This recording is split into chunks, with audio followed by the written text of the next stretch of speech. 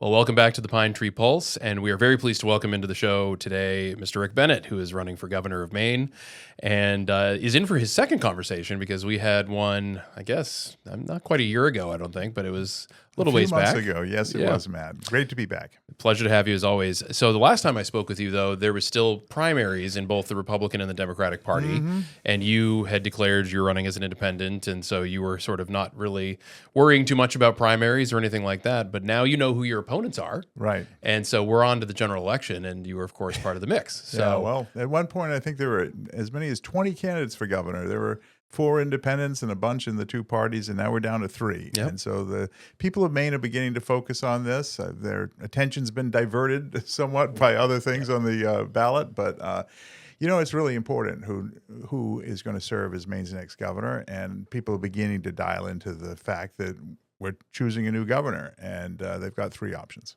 They do have 3 options, and you're one of those, and that's why we're here talking to you today. Take me through a little bit what you think this general election is going to look like now that you know who you're running against. Yeah. I know that you and I had a conversation on my radio show a while back, right after those primaries were over, and I sort of amusingly pointed out that Hannah Pingree was pointing out that you're a lifelong Republican, was the Republican Senate president, and that you were the chair of the Republican Party. And Bobby Charles was saying that you have drifted into left-wing progressive territory and you're really a secret Democrat and you pulled a Democratic ballot this year and so on and so forth. So I think that's probably almost doing you a favor, right? Is they're both saying what I think you probably want to say, which is that you're somewhere different than where they are, right? Well put, because this whole political spectrum thing I think is lost in most people. Most people just want a governor and a government that delivers results on the pressing issues that they're facing. And all of this sort of political gamesmanship of trying to put people in a particular box, because the Democrats are used to shooting at the Republicans and the Republicans are used to shooting at the Democrats. So they try to put me in one box or the other in order to make me the target that they're used to. And, that's what's wrong fundamentally with politics today, is that they're focused on this continual fight and what's going to happen in the next election rather than what's going to happen in the next generation, and like actually working towards solutions. And frankly, this is why I left not only the Republican Party, but the party system, because it's broken, it's corrupted, and it's not focused any longer. If it ever was, I think it was in the past, people actually cared about getting to a point where some results would actually come out of the process. But now it's all about just keeping the fight going.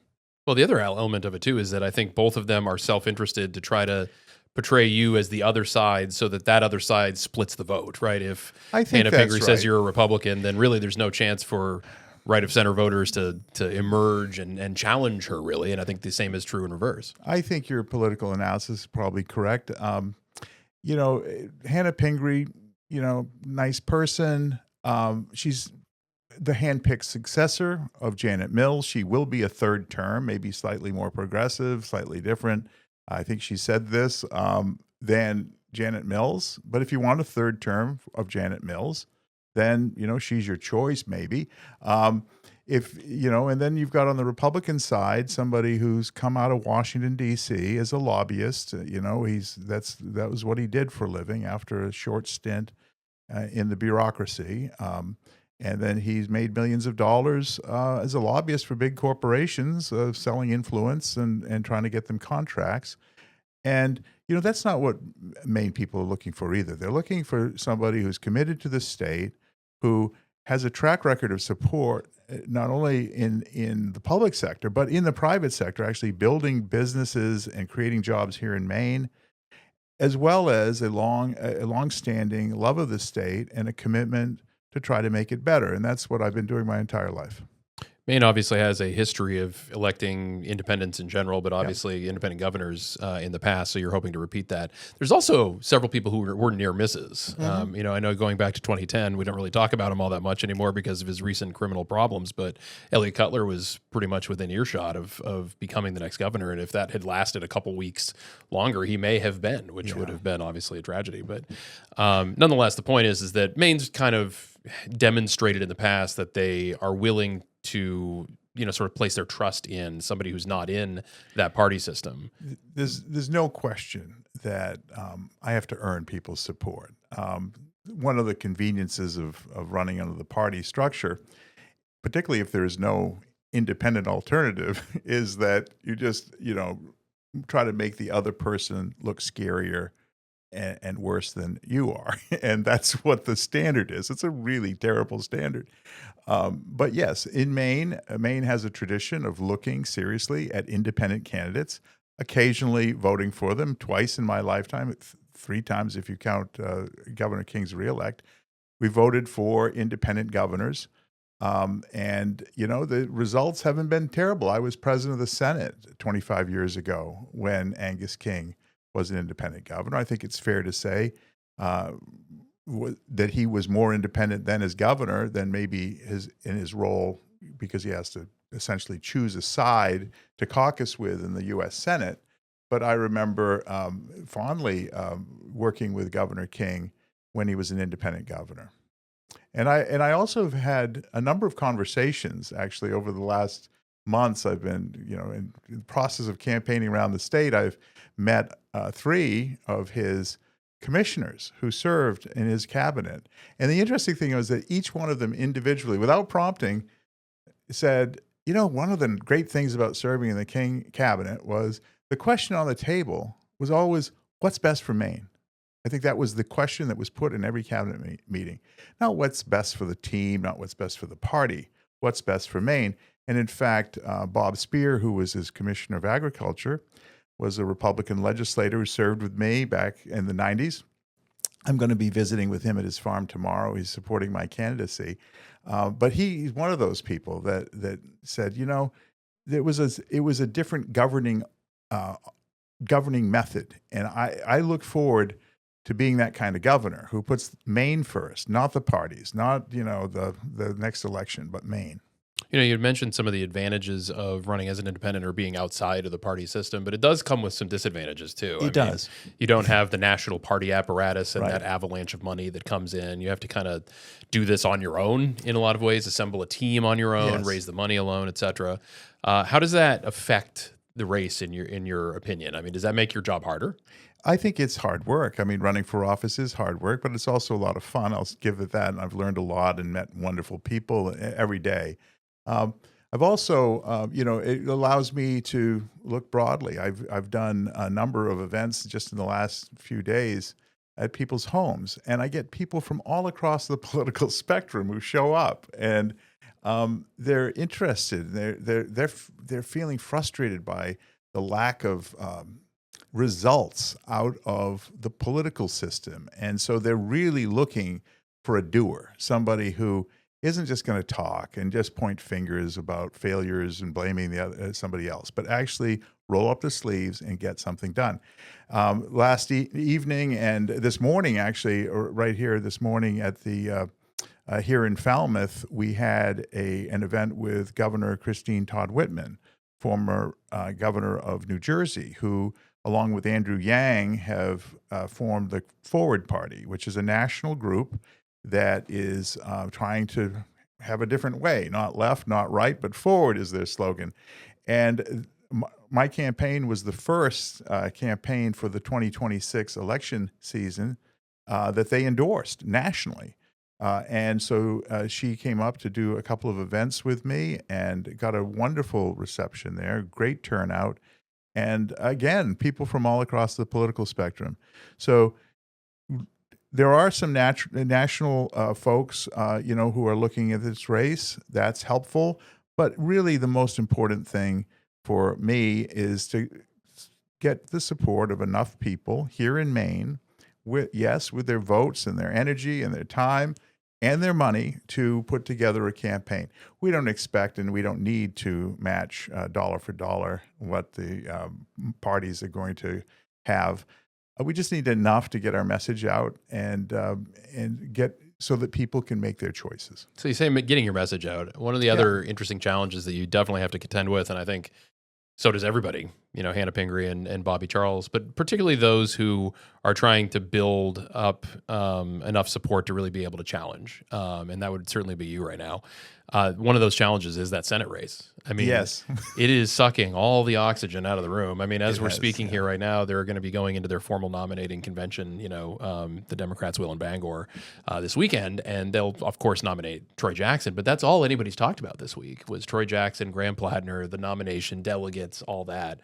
And when they not only have all that attention from, say, the media, but they also have all that money being spent on TV and radio and internet and everything else, it almost crowds you guys out. I haven't heard barely anything about the gubernatorial race this week, and it's an incredibly important office. It is. And I think you're absolutely right. I think people are focused because of all the Sturm and Drang and all the money. They're going to be focused on this U.S. Senate race first and foremost. But Maine people, they're smarter than some give them credit for it. They know that the governor of Maine is an important position. They are beginning, I think, to focus on the reality. There were 20 candidates at one point. We're down to 3. We've had the drama in the Senate race. That's going to settle out. And I think this race is going to be get a fair amount of attention here. Probably not till after Labor Day. And if you look at the history of independent candidacies in Maine, they usually don't catch fire until well after Labor Day. And so I think that it's just a natural order of things. So let's talk a little bit about the actual campaign, the Sure. issues, what you would do as governor. I know that we spoke about a lot of that when you joined us the last time, but now you have obviously opponents to run against, so you can more, I think, clearly say, this is how I'm different and this is why I'm a better choice than the other ones are. We'll start with Hannah Pingree. Obviously, you brought her up earlier and said that she would be a third term for Janet Mills here. It's funny, she was serving in government almost around your time. Did you guys cross over at all? No, I was actually just barely missed each other. One, though, right? one term, Yeah. I think. She served in the House when I was finishing my service in the Senate. Well, she's been around for a long time, but I think the most noteworthy experience she has is the last 8 years of the Mills administration. Right. She was there the entire time. How do you differentiate yourself from what she not only has already done in those years, but also what she would be doing and is saying she's going to be doing in these upcoming 4? Well, Hannah Pingree was given a charge as basically number 2 to Governor Mills for the last 7 years, anyway, of her administration. And, she's been paid hundreds of thousands of dollars to do the job. And one of her areas of oversight was housing. Well, housing was a crisis 8 years ago. It continues to be a crisis.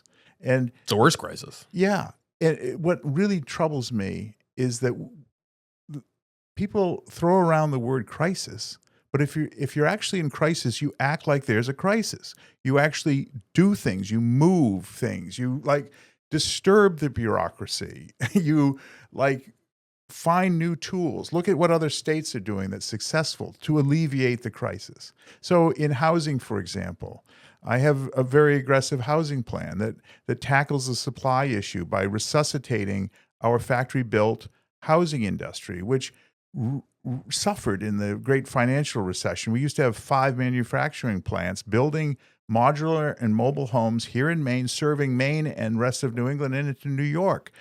They were decimated. We used to have 1,200 jobs in that industry. I worked in one of those plants for 6 years. And the reality is that we could follow along with what, say, Colorado is doing, which is my suggestion, to goose that factory-built housing production and help Maine become part of Mainers' housing solution by resuscitating that industry in thoughtful ways, and it's a part of my plan. We also have a lot of houses across Maine they're really not terribly livable. People are living in really tough situations. We have a government program that helps people with $15,000 to $30,000 grants to make them livable, make them warm, safe, and dry. Then they can actually, if they wish and they're not right for them, they could sell the house and move on and add to housing liquidity. We need to get caught up because that program only serves a couple hundred families a year. There's a backlog of over 2,000. So those are some simple things on the housing supply side. I will also have a statewide housing bottleneck audit because everywhere I go, I hear stories about government agencies And a lot of finger pointing at the municipalities about slowing up housing supply. There's stuff the state can do, and I will focus on the state first. What can we do to knock down some of the barriers to getting housing moving and getting projects approved faster? Because the regulations are often stifling and people waiting for an answer, and often an answer. And you're saying those are state regulations rather than municipal ordinances I'm and talking whatnot? about the Department of Environmental Protection. We could do more permitting by rule. Even the Land Use Planning Commission in unorganized townships. Maine State Housing has a lot of underwriters, but not enough. And so there's bottlenecks in the underwriting process. So there's a lot that we can do at the state level, and I will do a full audit and knock down all those barriers. At the same time, I want to deal with, because those are longer term, trying to get the housing production going and the supply going, because that's fundamentally the issue. The other side of it is, of course, people being able to afford to get in a home. The average age of a first-time home buyer in Maine, 45. When you think about a young family, maybe middle-aged family coming in and buying a home for the first time and having a 30-year note that doesn't mature until they're 75 years old, it's not right. But when you have a $400,000 house, $80,000 down payment, the down payment is out of reach for most Mainers. So I have a proposal to reduce the down payments, working with lenders and using the state as an insurance pool in order to do that. And also a proposal on a voluntary basis to use shared appreciation to get monthly payments down for families if they wish to use them, to make housing affordable, allow young people, young families, any family to put down roots in a community, set down roots near where their jobs are, and actually tackle this issue. Because the number one issue I hear from everywhere across the state, and largely from businesses when I ask them, what's holding you back? They cannot find people who can afford to live near where the jobs are. So this is an issue that not only touches on human lives, but also our economy, economic growth, and the ability of businesses to grow and succeed. Yeah, well, you mentioned the median cost, which is in the mid 400s now. Obviously, it is that cost that's the biggest issue, though, right? And that's really driven by the supply problem. Exactly, which is why we have to focus on supply.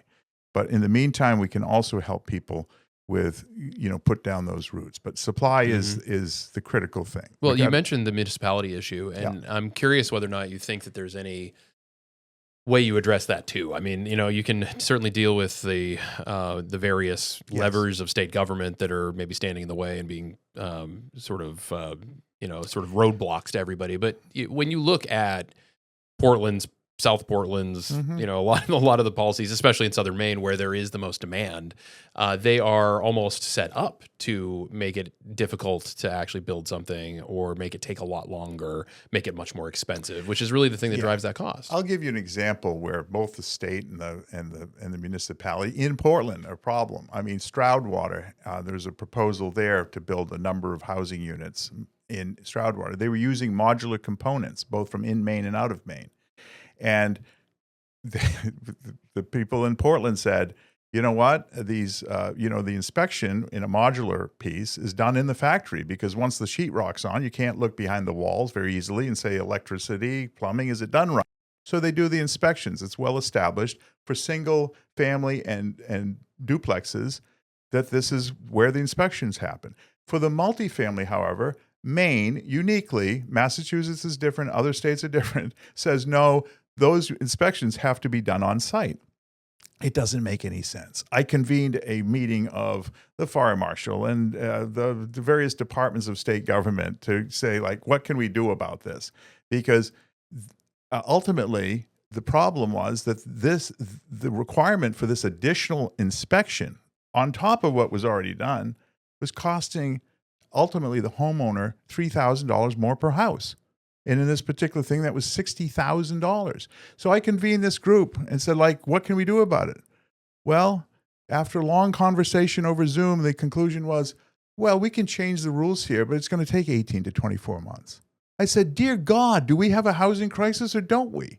So there's this place between the state and the municipalities, which I think we need to clear the decks and make sure that we have a reasonable regulatory system that does the protections, but is sensible in terms of the timeline.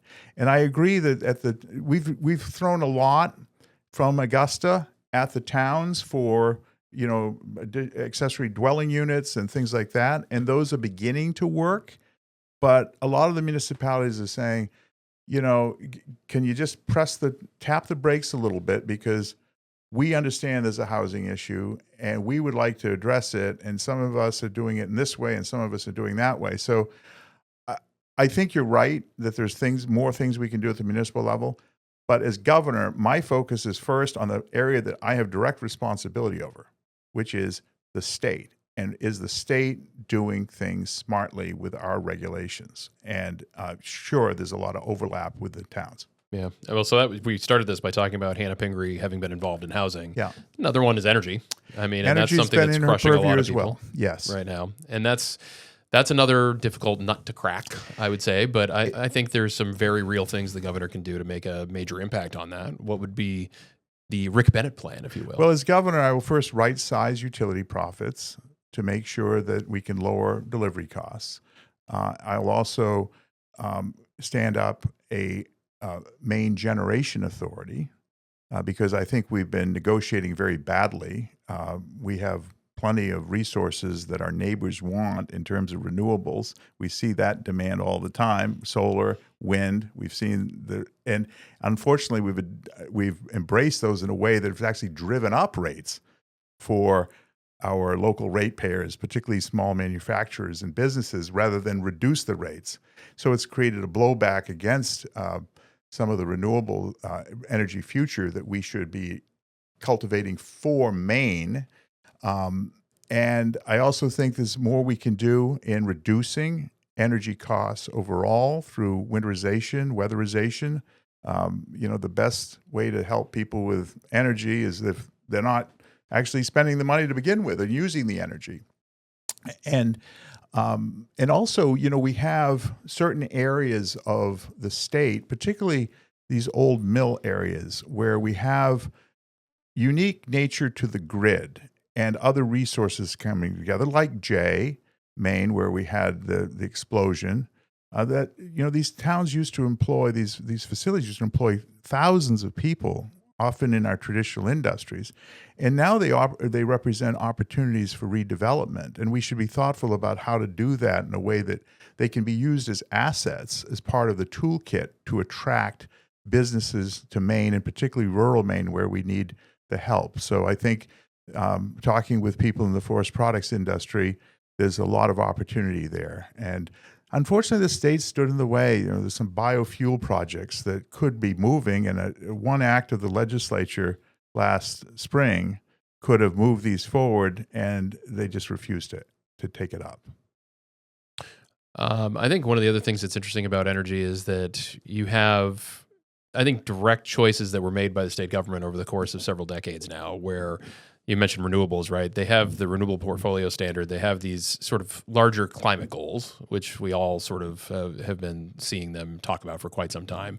And it seems to me that it has led to the prioritization of like sort of that goal specifically over the cost to the consumer, right? Like if you're a member of the government right now and you're trying to consider, what do we do about energy? Yeah. It seems like that has been the primary goal and the primary important thing that they have considered. And they haven't really necessarily thought about what the person on the economic margins might be living with for energy costs, because if they did, they might be pursuing different energy policies that prioritized cheaper energy or something that was more deliverable to them or reliable. The net energy billing problem, yes, all those types of things would be very different. 100% agree with that. I think that there's been a not an exclusive, but a very disproportionately weighted focus on climate goals as opposed to like what makes sense for Maine ratepayers and for a broad-based energy future for Maine. Part of that is that, when people come to the legislature and they have lofty ideas and they put them forward, and, we don't really know what the impact is for ratepayers. And when we pass bills that are going to cost money, we have a fiscal note. I've proposed, and will do this as governor, I will put on any piece of legislation that's coming up in the energy area an energy note, a fiscal note, a ratepayer fiscal note on that bill, so that, and I'll have my Department of Energy Resources do it, and just as information, so that while the debate is happening, we can say, okay, this is what the cost of this legislation is going to be for ratepayers. There's none of that happening now. And, I credit my friend, Senator Matt Harrington for that idea, who's sat in the Energy Committee for year after year listening to these ideas and being frustrated. I'm like, okay, but how's it going to affect ratepayers? And having no organized way to assess that.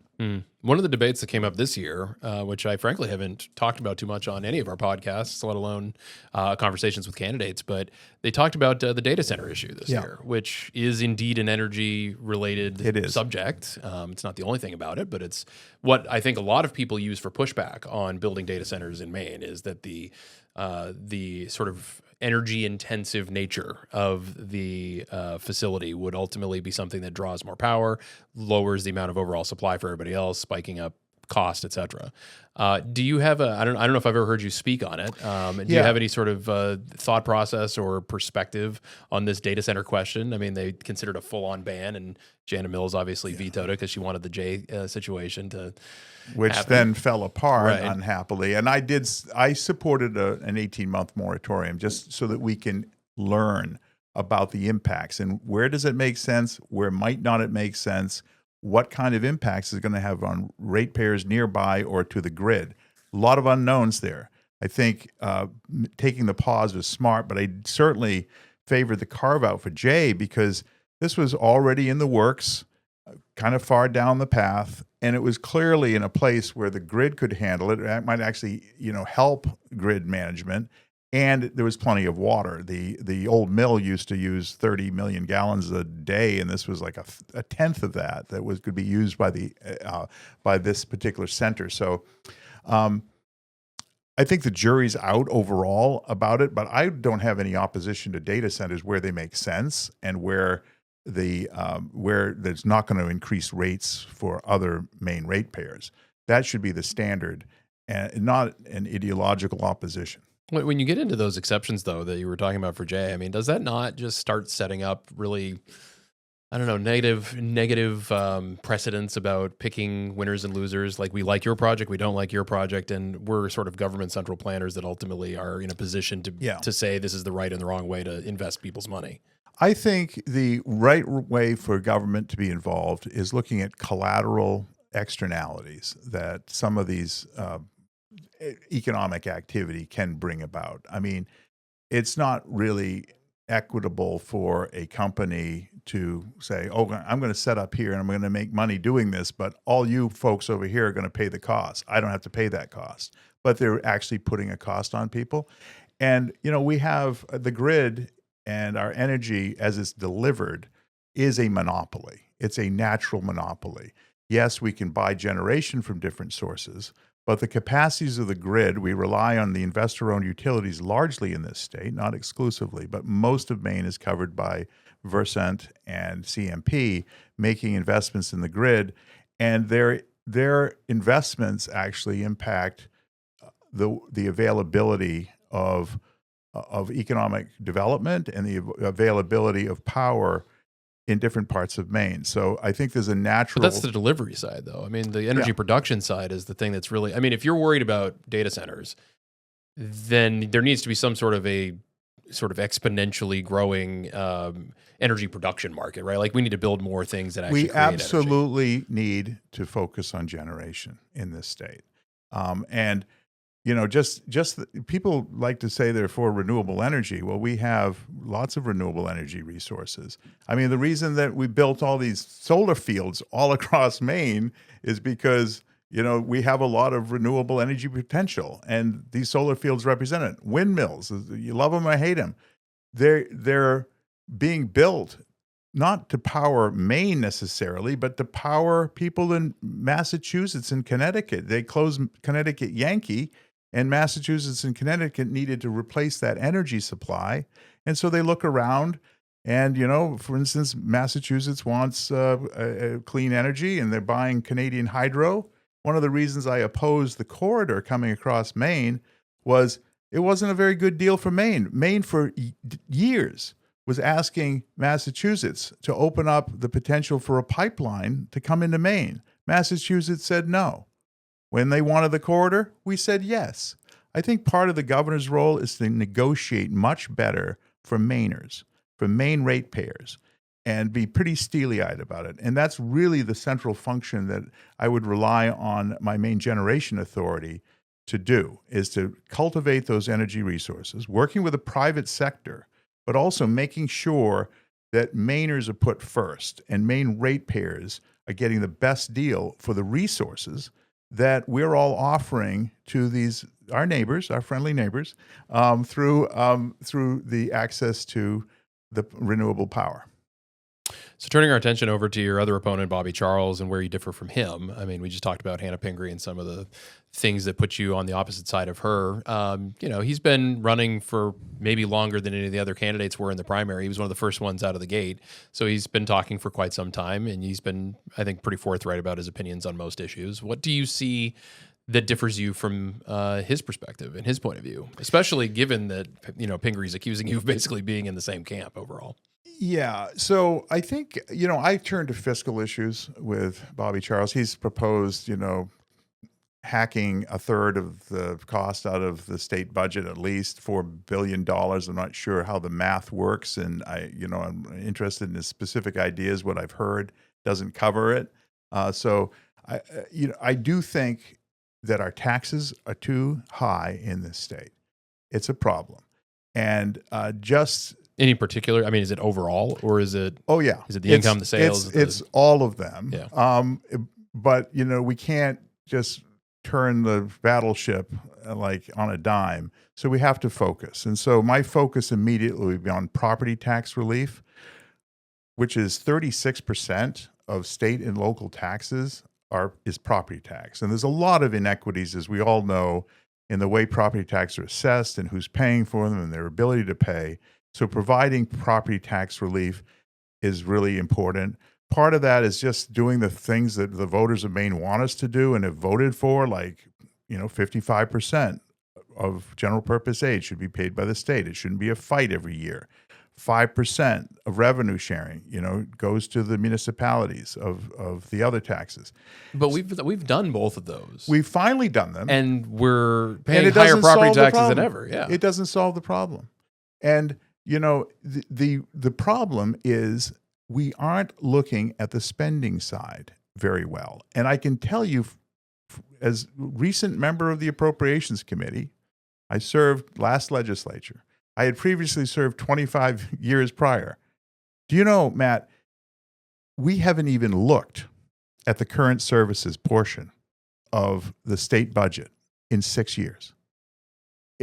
People are appalled when I say this. I mean, we're talking about 95% of state spending hasn't had a public hearing in 6 years. And I have to say, when COVID happened and we got billions of dollars from the federal government, the executive branch was receiving all this money and trying to shovel it out the door. And they focused, I think, on that. They weren't even looking at the current services part of state government. So when nobody's looking at things, the spending is on autopilot. It's going up, cost of living, and beyond, because it's double the cost of living increases over the last 10 years. But nobody's been looking at it. And the state legislature in the Appropriations Committee has only done public hearings on the quote unquote new spending, or the new initiatives. And that needs to end. We need, and my administration, first of all, will do the job of scrutinizing all of the expenditures of state government to see what's working and what isn't working. But I will also insist that the legislature do its job, because it's uniquely created to hold public hearings on the budget. And it's very frustrating as a legislator, even on the new stuff, on the new spending, to go into the Appropriations Committee and have the commissioner or the deputy commissioner come in and read you minutia for an hour and a half. And then guess what? Members of the public, advocates, people who have to live with the consequences, they get 2 minutes each. But the oxygen has been sucked out of the room. I will have a better partnership with the legislature. And when I say partnership, I mean I will insist that they do their side of the job, and I will rely on them to hold the public hearings. I will have my commissioners bring in their testimony a week prior in written form and be available for questions, and then give the rest of the time to actually hear what's working and what isn't working in state government. This is after I've done a review myself, because we need to lower that arc of increase. And by the way, we're not talking about cutting spending here. We're talking about cutting increases to spending. I know this is something that I've heard you talk about a lot too. It's like we just need to get spending in check, and it's just not been looked at. So this is something I will work actively on. I also think that we have no bid contracts that have gone nutty. Does that sort of coincide with the whole lack of oversight kind of issue? I mean, absolutely. Whose fault is that? I mean, is that the Mills administration for not supervising it? Is it the legislature for not really digging into it? Is it something else? I mean, I think it's both. But it starts with the administration. And it's anything from healthcare awards that aren't vetted properly to people who are serving communities with healthcare needs. It's also Casella getting a no bid contract from John Baldacci in 2008 that ends in 2032, and then guess what?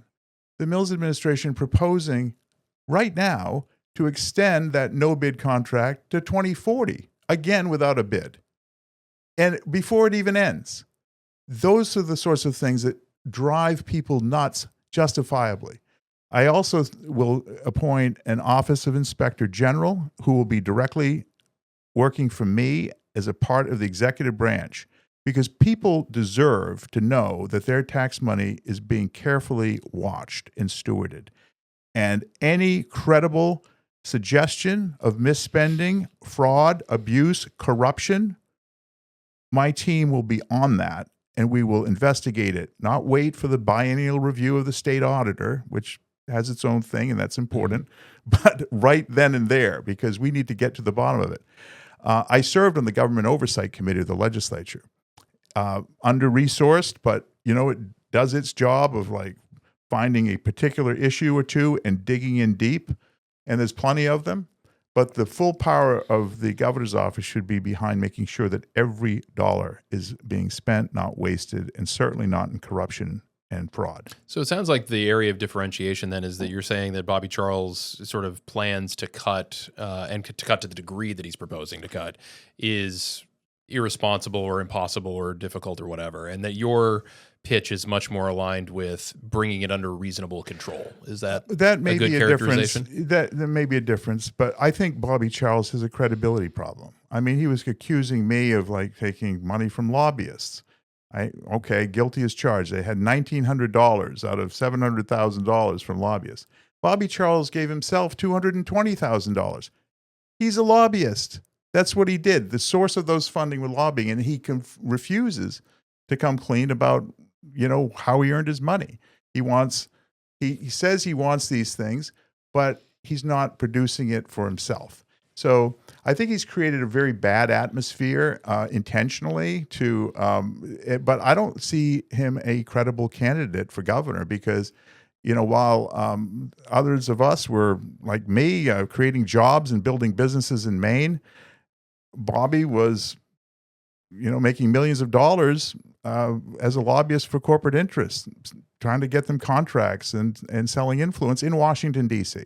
So I think you got to look at the records of people and what we've worked on and our commitments and what we've proven that we can do. And I will match my record of somebody who will actually get things done, which is what people want out of government. They don't want somebody who's going to throw bombs and point fingers and make, incredible proposals. They're looking for people who actually seriously dig in, roll up the sleeves, and resolve some of these very long-standing issues that Maine people have been dealing with now for year after year. Going back to the issue of property taxes for a minute, you had mentioned that that was obviously one of your first priorities, and then you started talking a little bit about really getting state spending under control and whatnot. I'd love to maybe just spend a couple minutes unpacking the problem of property taxes in general, because Maine is unique and interesting. I mean, you have all these high taxes that you have at the state level, and you also have high property taxes at the same time. And that's sort of interesting when you compare it to other states out there. What is the ultimate culprit to you on why we are as high as we are? I mean, you have next door to us, New Hampshire, who has no income tax, no sales tax and whatnot, and their property taxes are about the same as ours. Exactly. And I was told growing up that they had high property taxes because they had to get the money for their schools and whatnot that way because they didn't have the income tax, sales tax. But if it's about the same as us and we have those taxes, I'm struggling to math here a little bit. Well, the math is based on the strength of their economy, and which relates to the whole way that we've taxed and spent our way to our current situation. I mean, the New Hampshire economy is about 50% larger than Maine's economy. So their gross domestic product is, for the same population, smaller footprint, so they don't have as much roads and other infrastructure costs maybe as Maine does. So they've got that benefit, but for the same population, they have an economy much larger than ours. Now, their economy in the northern part of the state is very similar to our economy in west, north, east of the state. Their economy in the southern part of the state, the coastal regions close to Massachusetts, is very similar to the economy that we have in York and Cumberland and maybe Saginaw counties. So, but this is where they've gotten themselves, and I'd like to see us get ourselves there too. It's going to take some time, but dealing with taxes and spending is one of the critical pieces of that, and making Maine more attractive for businesses is one of the pieces of that. And we talked about energy costs and housing. Those are two critical issues in addition to taxes that businesses are looking at in terms of their ability to grow and build jobs and build our economy for the future. So property taxes is a key part of that. And I think in the short run, we need to make sure that our people who are on fixed incomes aren't getting forced out of their houses because of high property taxes. We have some programs to help with that. We have the property tax fairness credit, but it's underutilized because it's delivered after the fact. You reclaim the money on your income tax filed months later. It needs to be delivered at the point that people are paying taxes, and then people will use it. It will work better. We have a homestead exemption it's a great idea, and I support it, except that it's been inflated to be virtually useless because it's only $25,000. And oh, by the way, the state promised the towns they would make them whole. They pay 77% of the cost of the homestead exemption to the town. So who's paying the rest? The other property taxpayers. So it's is there an element though of what we as localities spend our money on?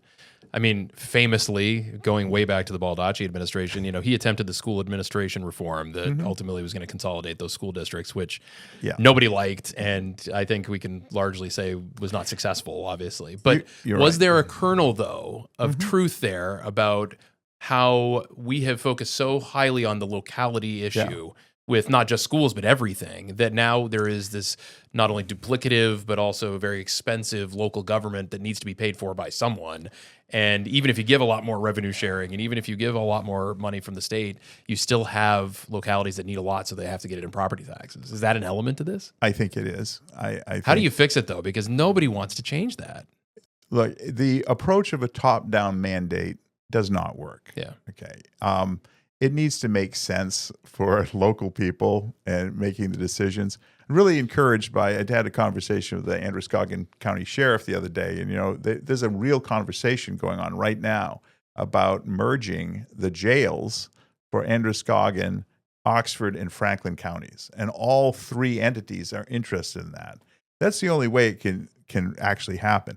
I think the state might be able to help maybe convene or get those conversations going, but it needs to come from the people, I tell you, one of the frustrations in county jails, which is a cost passed directly on to property taxpayers, is the fact that we've got a lot of people in our county jails who are there because they have behavioral health issues, substance use, mental health disorders. And guess what? They may be on Maine Care, and as soon as they're put in the jail, Maine Care won't pay for them. So if that's the result, guess who's paying the bill for their medical care? The property taxpayer. So we need to pursue a waiver at the federal level to allow those Medicaid payments to continue if they're in jail. But the main thing is we got to stop dealing with people in crisis in healthcare is not the way to save money or to keep them out of trouble, right? So we really just need to have a better functioning system. Back to the consolidation, it's got to come locally, and those conversations need to happen. And they're happening. They're happening in our school districts. I mean, in SAD 17 in Oxford Hills, they need to deal with change. And this is one of the reasons this has to be local, because some towns are actually growing population of school kids. Most of Maine is not. Yeah. And so one size isn't going to fit all here. We need to have those conversations locally. But one of the challenges is nobody wants to give up their local control of their schools, right? Right. I mean, and they shouldn't.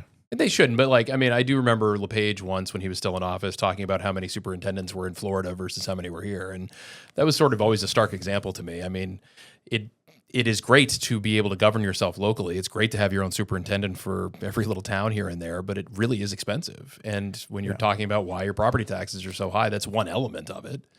It is. And, we have a lot of school districts and a lot of money is spent on administration. I saw those numbers and I don't think they've changed. The amount of money per student on administration in Maine is very high. We have a lot of school boards.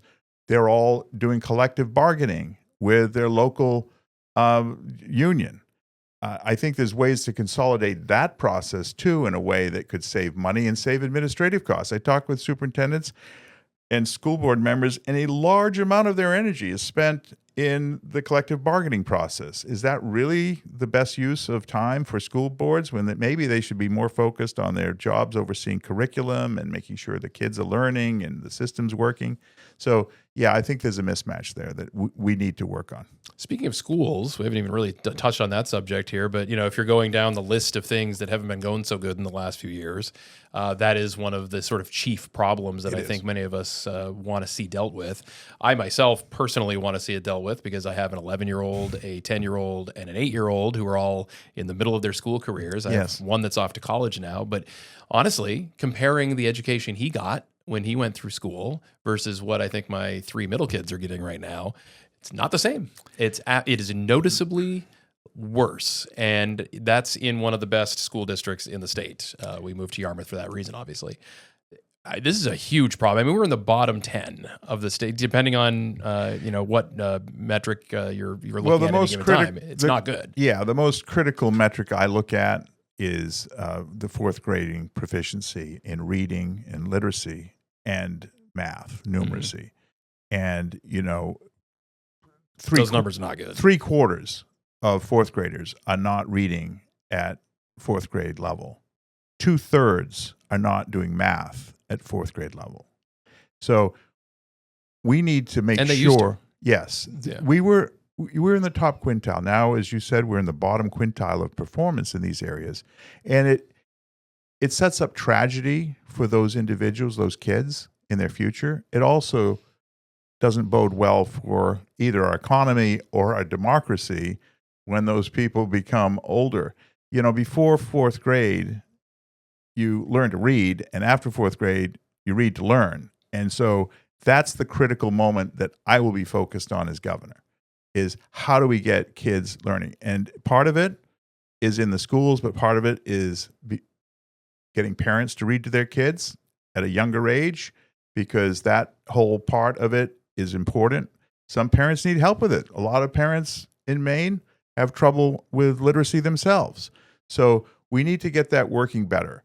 Right now in early childhood education, we got 2 bureaucracies. working on this. You got DHHS and you get DOE, and sometimes they're working at cross purposes, providing early childhood resources for people and kids in different communities. And so I will harmonize that. What do you think went wrong? I mean, how did you go from the top quartile to the bottom quartile? I have my opinions, but I'd love to hear yours. Well, from what I've seen and talked with experts about, we were teaching the wrong kind of reading courses. We need to get back to more a phonetics-based system. So you're saying abandoning phonics was one of the phonics, I mean issues, to say, yeah. yes.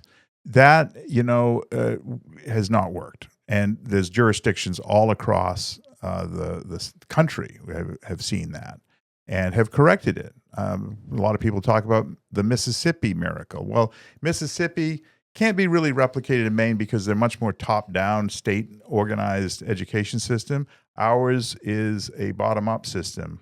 Constitutionally, it's like the school districts and the localities. Massachusetts, Ontario, they've done this, and they've done it by modeling the best resources and getting them accepted by the localities, the school districts. I think as governor, who I appoint as commissioner of education is critically important. I will appoint a commissioner who is well respected by superintendents across the state, because to move this whole area and move it in the right direction, we're going to need to work together as a state. We're going to need leadership that will get people moving in the same direction. And you're saying buy-in from the superintendents. Yes. Yeah. And then that will flow to the school boards. And we need to just focus on the curricula that is used and getting, I don't think that kids should go past fourth grade unless they can read and do numbers. Well, that is part of the Mississippi issue. That's, top down or bottom up. That's what they did. We have to do that. We're going to have to do this in a way that's unique to Maine, that reflects the fact that we ultimately have a hard time forcing the school districts to do certain things. But I think that we can set expectations, set them aggressively. And as governor, what you talk about, what you draw attention to is critically important. This will be a main focus of mine. Yeah. I've seen it work. I've seen it when, years ago, Governor McKernan made education a top priority. He was talking about it all the time. And it was then that we got to those really high levels of performance, kids learning at all ages, and then going on to higher ed when it was appropriate for them. And since then, we've drifted a lot over the up and down, but generally on a downward slide for the last couple of decades. A lot of it has to deal with curriculum too. I mean, you mentioned that yourself. I mean, when we moved back here 12 years ago, my wife's a teacher, and she took a look at what my then, I guess, second, third grader was learning, and she was angry. Like, I mean, she was saying that it was like at least a year behind what they were teaching in Virginia when she was teaching there. I mean, she used to teach like Mesopotamia and Egypt and those things in like first grade, and I think here it's like fourth or fifth.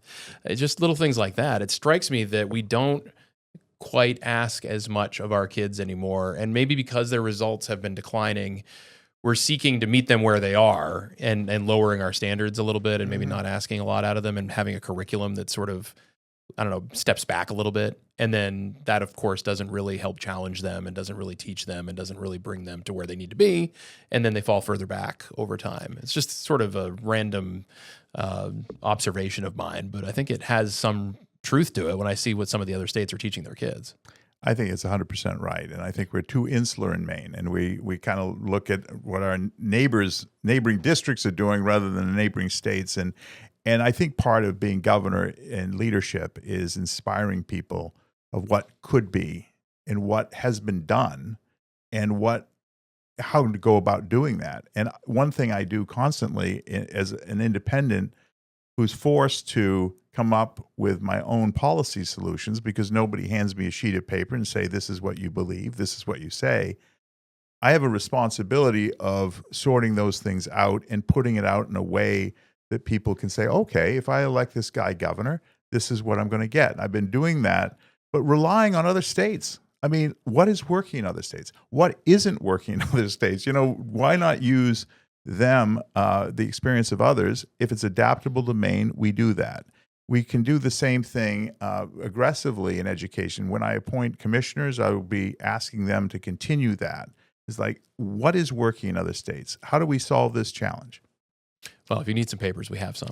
I know you do, and I've looked them through, and I appreciate that input as well. As I've been listening to you for most of our interview here, one of the things that struck me about what you've been saying is that you're sort of almost making an optimistic pitch. If I was to characterize it, it would be, please believe that someone can fix this stuff, and I'm the guy to do it. Like, you believe that I can do this. I wonder how good of a pitch that can be this year, and I mean that sincerely, because everybody seems so frustrated and cynical and angry. I mean, you look at the Grant Plattner phenomenon, for instance, right? Obviously, he flamed out for his own reasons, but I think one of the things that gave it some energy was the fact that people were really upset, and they don't think that their leadership in Washington or in Augusta is serving them very well. And I wonder if they've lost a little faith that some of these problems can be solved. I agree with that sentiment, but I am an optimist. I wouldn't be running for governor if I didn't believe in the potential of Maine and Maine people. I travel the state. I see ordinary people doing amazing things. Businesses. I was at Brewer up in this company called Compotech, which I visited, and they make out of advanced composite materials. They make buildings in panelized form that they put on pallets and are often airdropped into conflict zones, and the military people can snap them together in 15 minutes to protect American servicemen and women. And great little company, 80 plus employees. I talked with the owners. How did this happen? They said, well, we met at the Advanced Composite Center at Maine, and we had this idea. And then they got critical funding from the Maine Technology Institute at the moment they needed it. And I was it actually inspired me afresh, because 30 years ago, a bunch of us, a bipartisan group, realized that we were 51st out of 50 states and the District of Columbia on R&D spending. So we said, what can the state do to help juice this, take advantage of federal resources? And we made some investments. We created some things. One of the things we did was invest in the Advanced Composite Center. And we also created the Maine Technology Institute, which later on provided these people the ideas and the initial funding to get their business going. And they're now employing 80 plus people, supporting those families and protecting servicemen and women with a uniquely Maine-built product. That was long-term thinking that paid dividends. And I think we need to get back to that and think about results for Maine people. As governor, I will be relentlessly focused on getting results for Maine people.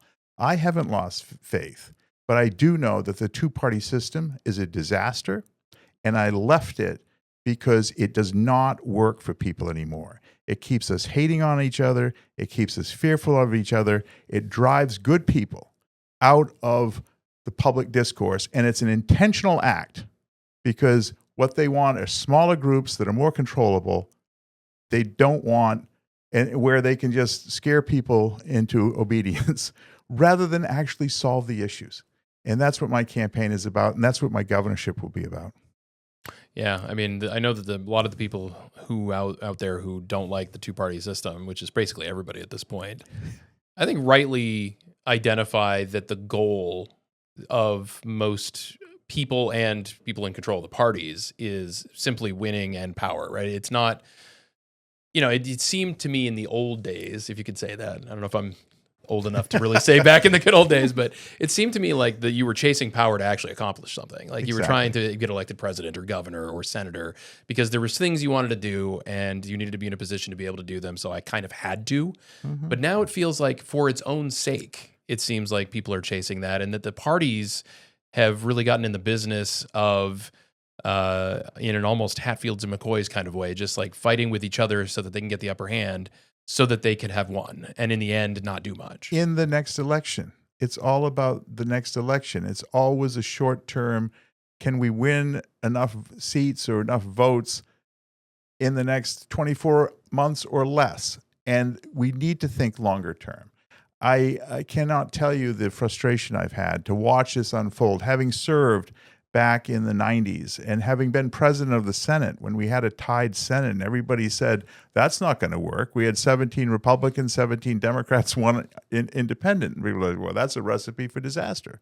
We made it work. We came up with a power sharing agreement. We didn't always agree, but we had transparency. We talked things through and we respected each other and got some things done.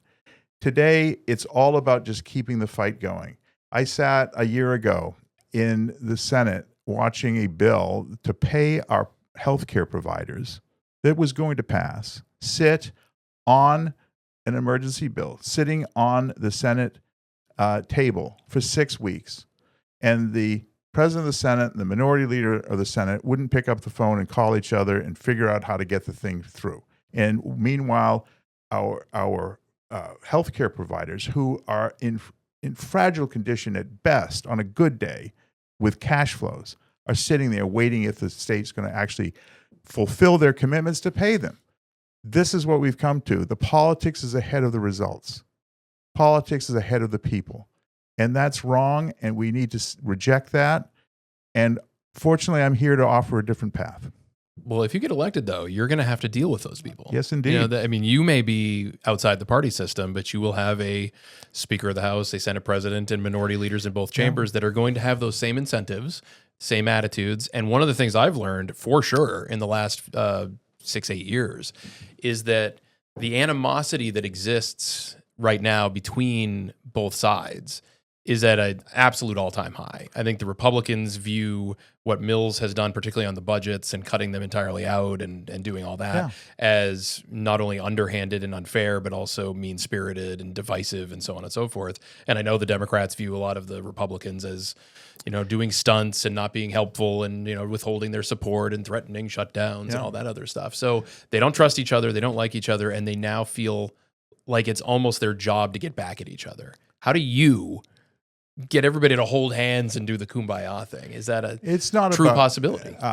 I'm not to do kumbaya, but I do and will inspire people to rise above and get things done. And I cannot tell you that party leaders, I will say that party leaders are geared that way, but I cannot tell you the number of people who've come up to me in the State House and said, I'm so glad you're running as an independent because this place is deeply broken and it needs leadership to fix it.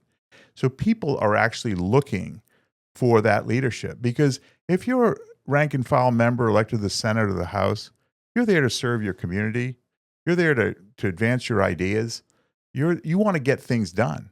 And that system isn't working for those people, which is one of the reasons that why early on I was able to announce a list of people who are very familiar with the system, current and former electeds from the legislature, from party leadership of both parties, who are enthusiastically endorsing my candidacy. That list keeps growing because they know the system is broken and they want an agency to fix it.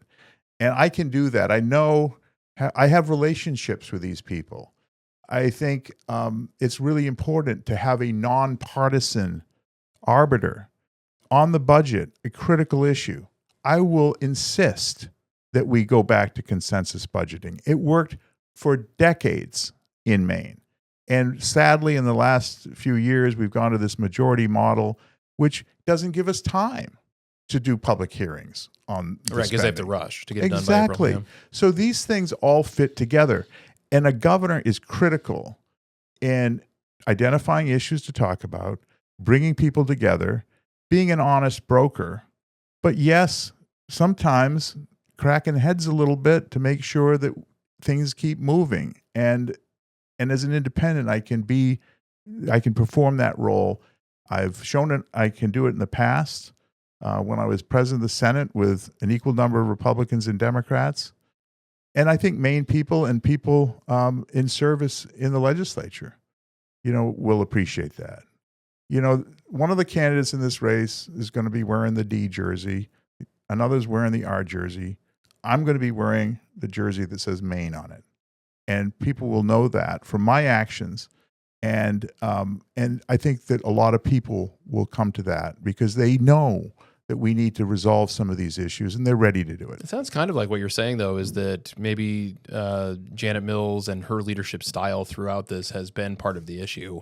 And I certainly am very critical of the governor, so I would believe that. But I think perhaps she was done a disservice by winning as much as she did. If you take my meaning, I mean, when you are in total control of government, it must be irresistible to just go with your party and just have them vote for budgets and have them pass legislation and not really reach across the aisle because you don't have to. You have all the majorities you need. I wonder if she would have been given a great favor of having occasionally, once in a while, one of the houses being in control of the Republicans, just so it would actually bring everybody to the table, because there would be no other choice but to do that if you wanted to pass anything. I've served with a number of governors, and I have taken note of many of their fine qualities and some of the things that didn't work out so well. And like all of us, I have my strengths and weaknesses, and I try to work around my weaknesses. I would say, though, that we need to have a different kind of leadership in Maine, and one who's much more energetic, much more out there in front of voters and in front of and engaging with the people around the state. I'm going to resuscitate something I saw Jock McKernan do like 30 years ago. Capital for a day. Take Augusta and the cabinet out of the State House, out of Augusta, bring it to Castine, bring it to Farmington, and let actual real people talk with cabinet members and understand, and have the cabinet members learn what's working, what isn't working directly from people. So, every governor has a different style. My style is going to be different from Governor Mills, be different from Governor LePage. I'm going to try to pick up some of the best from each one of them: King, McKernan, Baldacci, Ken Curtis. That's a throwback. Yeah. Well, Governor Curtis is alive, living in Scarborough, and he's in his 90s. But I think about him, and one of the things he did as governor, a great legacy that people forget. He willfully hired young talent and looked for young talent that he hired, put in the administration, people like Kermit Lopez and Dick Behringer and Dick Anderson, and these people that they not only helped in that administration, they gave over and over and over again, over decades, to Maine in public service. And, we should always be thinking to the future. And in any leadership position I've had, I've always thought, well, how do I leave this job with better results than I found? And that is what we need to focus on, not winning the next election, not scoring points for the team, which is what all the rewards are about today. How do we leave Maine in a better place? So as we wrap our conversation here, just to briefly turn our attention to winning that race and focusing on winning that race. Sure. I mean, it's really key to you doing anything you just told me about. Obviously this week we had some new polling that came out from the University of New Hampshire. There was another poll, I think the Omnibus poll, I believe it was, from Pan-Atlantic before, that had showed the race as fairly comfortable in Hannah Pingree's control. She was up by 11 or 12 points or something in that neighborhood. Bobby Charles in second place in the mid-30s, and then you were at 6 or 8 or wherever it was. Single digits. Now, to make your case for you, I did look back in time at some of the prior, not only winning independent candidates, but also some of the ones that came close. Yes. Cutler I had brought up earlier. Back in July, he was, I think, at 8.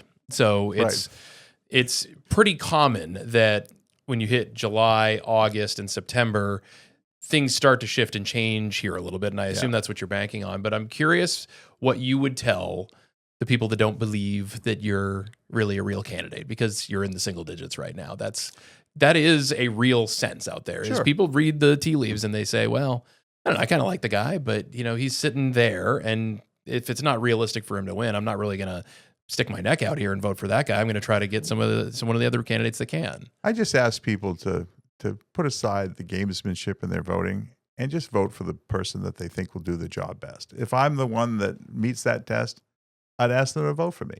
If one of the other candidates does that, That's fine. They can vote for that person. But I think it's far too early to be making any judgments at all. As you note, I mean, Jim Longley won the governorship in 1974.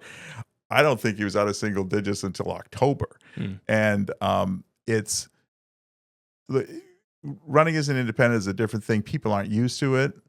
Even though we've had the history in the state, it's usually come on strong at the end. It's been in years like this when people are absolutely disgusted by politics as usual, and they find the political parties really objectionable because they're creating a toxic environment and getting nothing done. And I think that is going to wear on people during the course of the election. Well, there is that get to know you period too. Right? There is. I mean, and at least the Republicans and Democrats have the built-in, I'm just voting for the Republican or the Democrat to help their numbers. Right? I think the polls that we've seen to date have been just washed away, along with a lot of other things, by attention to the U.S. Senate race, because it's put a partisan spin on everything. And so, and that's going to settle out over the next few weeks here once the nominee is settled on the Democratic side, and that takes more normative course. I think people will start to focus on the governor's race, and they won't just give the knee-jerk, oh, I support the Democrat, I support the Republican. They're going to be thinking, oh, there's actually 3 people in this race, and this guy's looking pretty good, and he's talking about some of the things I care about, and he's actually got solutions, and he's got experience, he's got a track record, he's committed to this state, been here all my life, 10 generations plus, raised my kids here with my wife of 35 years, built businesses here, served the public here. I think all of that, and along with, more importantly, the real solutions that I propose and my relentless focus on getting results, I think that is what will be, at the end of this race, will convince people to vote for me. And I look forward to it. And in the meantime, I'm enjoying meeting people, learning about all the extraordinary things that are happening in this state, and learning how we can get government out of the way of it and politics to function in a way that actually supports the people of Maine and our future rather than hinders it. Well, part of that getting to know you process is talking on podcasts and having conversations like these. So, as always, Matt, I'm really delighted to visit with you today. Yep, it's always a pleasure. We enjoy having these conversations, especially when they, unlike so many other conversations, actually get into the meat of some of these policy issues and whatnot. So thank you very much for spending some time with us. I know that we've already had a couple conversations, but we still got, Caitlin was telling me about almost 100 days now. So we've got some time left. We might have another 1 or 2 of these conversations before Election Day. So. Wonderful. Thank you very much. Pleasure. I look forward to it, Matt. And thank you for your leadership. Thanks so much for being with us. So that's it for our Pine Tree Pulse this week. We'll continue on with these conversations as more time goes on, but thanks to Rick Bennett and thanks to Bobby Charles a week and a half ago for joining us. We're going to try to get Hannah Pingree in here as well, but stay tuned for that and many more conversations upcoming. Thanks a lot.